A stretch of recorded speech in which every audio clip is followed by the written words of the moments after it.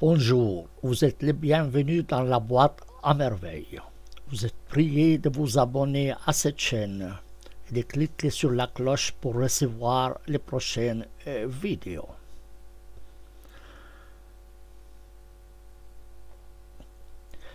Le titre de cette vidéo est provocateur.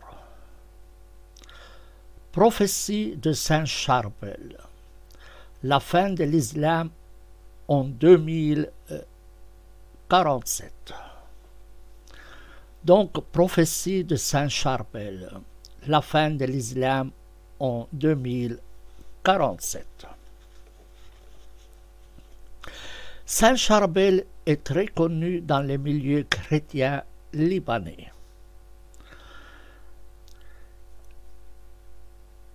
Beaucoup de gens lui attribuent deux miracles, aussi bien parmi les musulmans que parmi les chrétiens.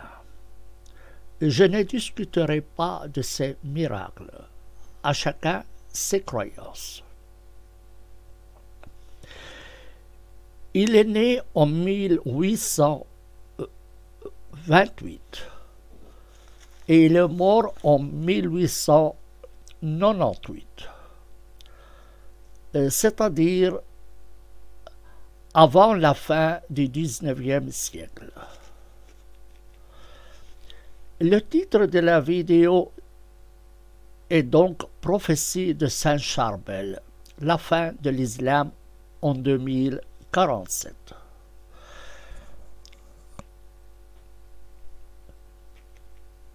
Attendez vers la fin de cette vidéo pour voir que dit Saint Charbel. J'ai beaucoup hésité avant d'enregistrer cette vidéo.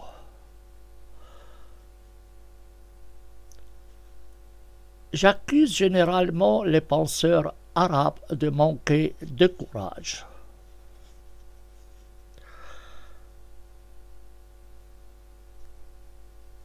Ce que je veux vous rapporter aujourd'hui, je l'avais publié déjà le 11 juillet 2012 dans un forum arabe très suivi.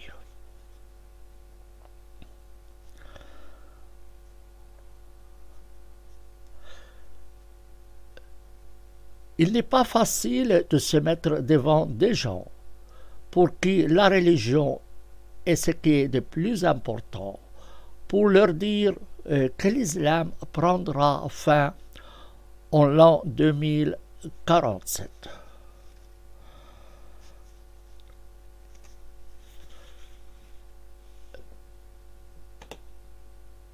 Dans l'article mentionné,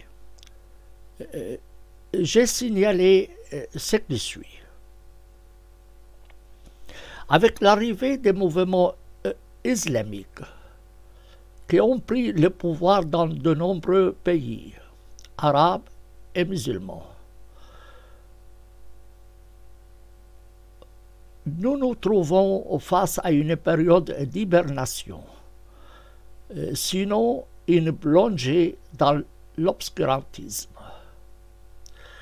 Il y aura un retour plus oppressif à la religion et la confiscation de libertés personnelles, le peu qui en reste, ainsi que la confiscation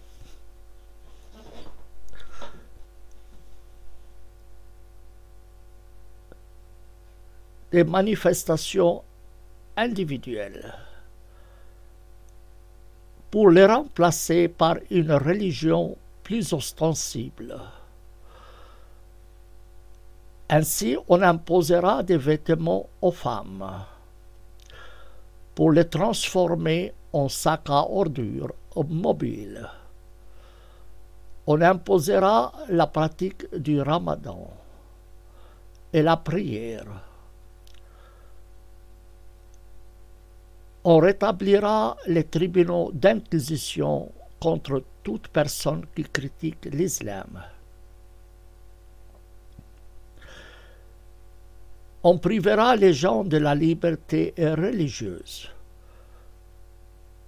et on imposera les tribus des vaincus aux non-musulmans. Et on reviendra au système de l'esclavage et au marché d'esclaves. Ceci, je l'avais écrit avant l'arrivée de Daesh au pouvoir, dans certaines régions en Irak et en Syrie. C'était en l'an 2012.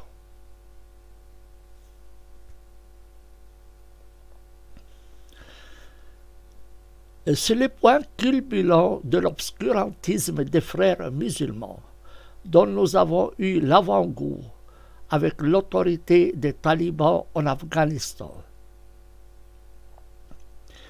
Personne ne peut savoir combien de temps durera cette période sombre.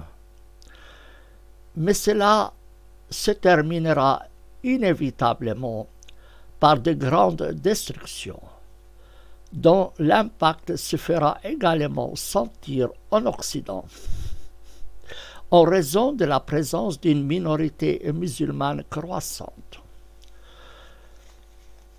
Malheureusement, les guerres civiles en Occident semblent inévitables. Nous devons tous faire tout notre possible pour éviter de telles guerres.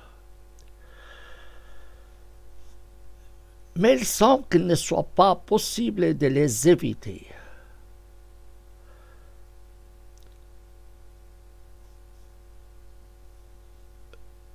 Nous faisons face à des catastrophes dont les musulmans seront les premières victimes. Mais nous payerons tous le prix, sans exception.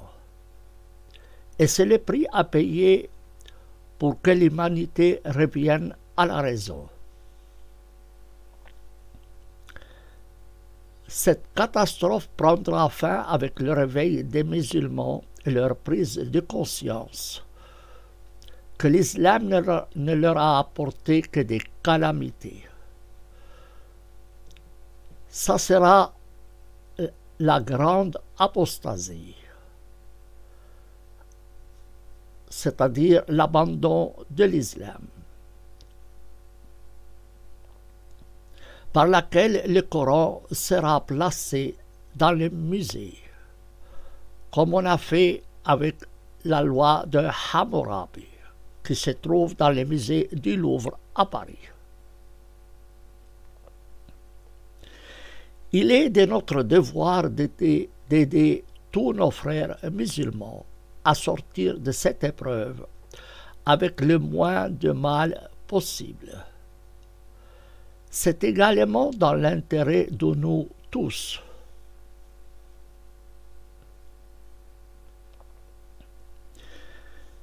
Cela me rappelle une légende palestinienne que j'ai entendue quand j'étais jeune. Ceux qui m'en ont parlé ont confirmé que ce n'était pas un mythe, mais une vraie histoire. Mais je ne peux pas me prononcer sur ce sujet.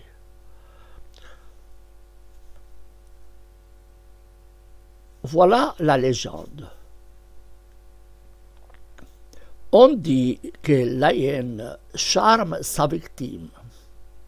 La victime court derrière la hyène en criant « Attends-moi, papa ».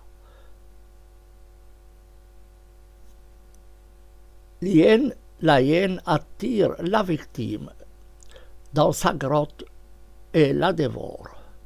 Mais parfois, la victime retrouve son esprit lorsque sa tête heurte le rocher. Son sang coule et ainsi elle échappe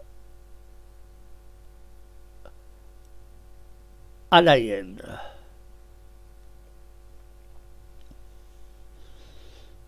Je ne suis pas de ceux qui croient aux prophéties et aux astrologues.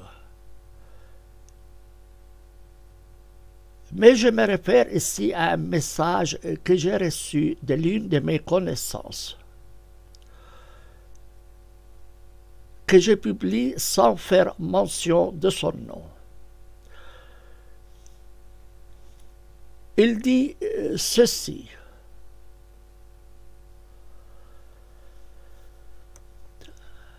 Avant l'an 2050, l'édifice de l'islam va tomber en une seule nuit sur le plan mondial. Cette prophétie dit littéralement ce qui suit. Dans une nuit, vers l'an 2047, un groupe de musulmans dans un pays s'élèvera et abandonnera l'islam en disant « Nous ne sommes pas musulmans et nous rejetons l'islam ». Un autre groupe fera de même dans un autre pays et dira la même chose. Un troisième et un quatrième groupe les suivront. Tu t'endormiras avec l'idée que l'islam est une religion mondiale et tu te réveilleras pour constater qu'il n'existe plus et plus personne ne dira qu'il est musulman.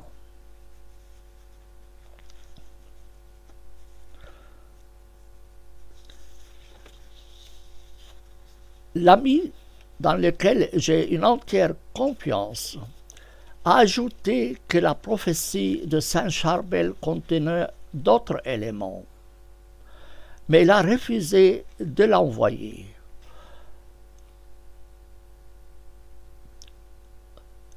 Je lui ai demandé, mais quel est le contenu du reste? Il me dit que Saint Charbel a écrit que la région de la Turquie jusqu'en Inde connaîtra des destructions et des changements terribles.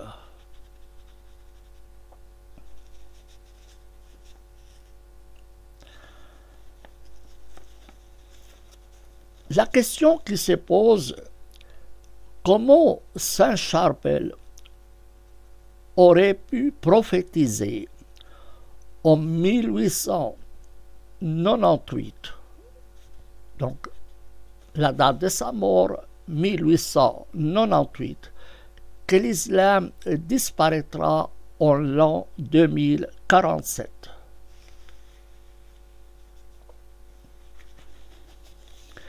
Évidemment, je ne crois pas aux prophéties, mais je crois à l'intuition.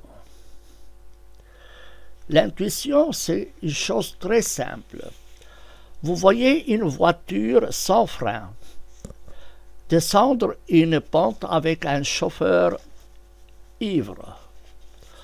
Vous allez vous dire que les choses iront mal. Et c'est cela qui va se réaliser.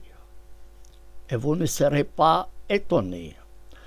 Il ne s'agit pas de prophétie. Il s'agit tout simplement d'un raisonnement logique. Si vous voyez le ciel plein de nuages avec des tonnerres et des éclairs, vous allez dire qu'il va finir par pleuvoir.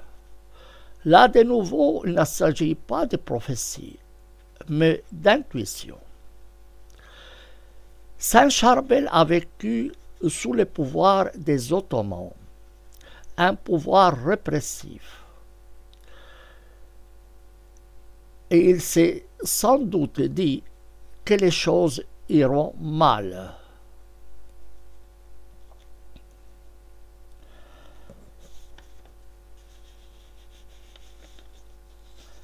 Évidemment, c'était sa conclusion à lui. Mais vous êtes aussi libre d'avoir d'autres conclusions. Et celui qui voit ce qui se passe dans le monde doit se dire que les choses ne vont pas bien et qu'ils finiront par de grandes catastrophes. Il suffit de regarder la télévision pour s'en rendre compte. Un jour, j'ai donné une conférence à des étudiants suisses sur la conception musulmane comparée à la conception occidentale de la loi. Je leur expliquais que les musulmans croient que l'islam est la religion de Dieu et que tout le monde devrait devenir musulman.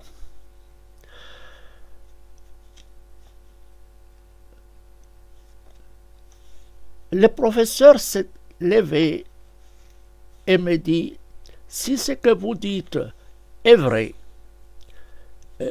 nous irons devant de grandes catastrophes.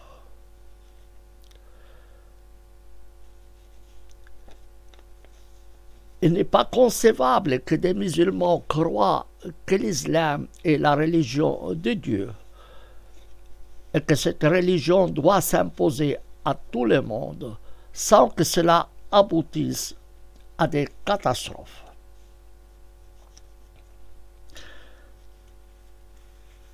Mais prenez un cas plus simple. Tous les ministres arabes de la justice ont adopté en 1997 un code arabe unifié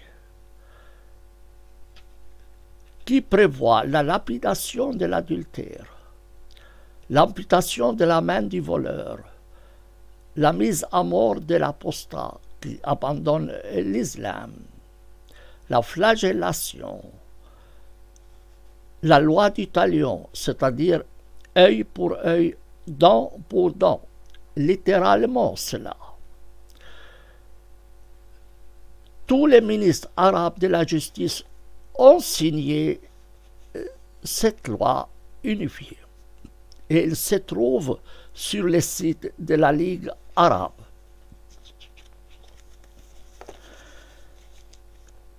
Et lorsque Daesh est arrivé au pouvoir, il n'a fait qu'appliquer la loi qui a été approuvée par tous les ministres arabes de la justice.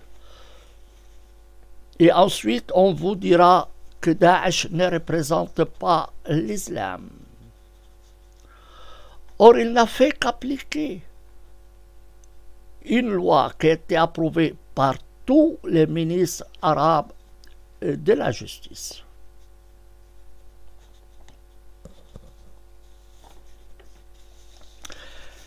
Si tous les ministres arabes de la justice prévoient de telles dispositions, que dira le peuple lui-même, fanatisé à l'extrême?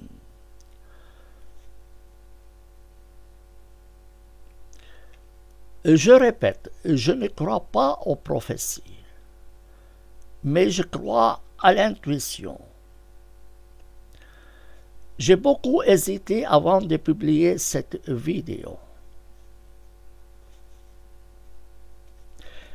Mais j'espère que cette vidéo aidera certains à réfléchir. Il n'y a pas de fatalité. Il est toujours possible d'échapper à son sort.